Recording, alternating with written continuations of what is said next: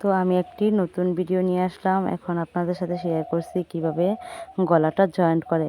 এখানে আমি pin up করে নিয়েছি আপনাদের বোঝানোর জন্য।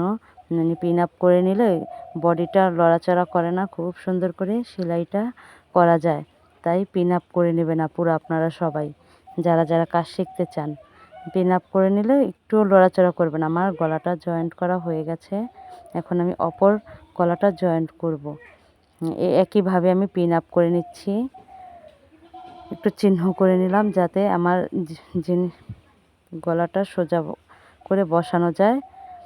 এখন আমি পিন আপ করে নিচ্ছি। এই তো আমি পিছন পাটের গলাটাও জয়েন্ট করে নিচ্ছি। যদি আপনারা আমার পাশে থাকেন তাহলে আমি অনেক দূর এগিয়ে যেতে পারবো।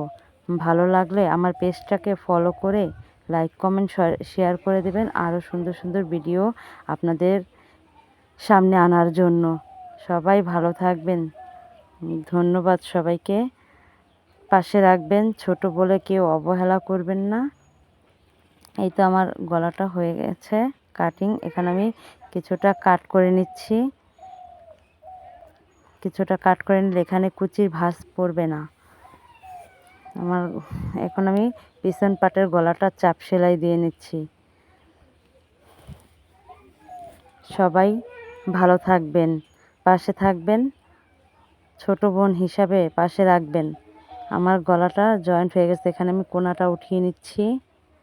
এই তো আমার বডির কোনাটা উঠিয়ে নিচ্ছি এখন। এই তো আমার গলাটা সেলাই হয়ে গেছে।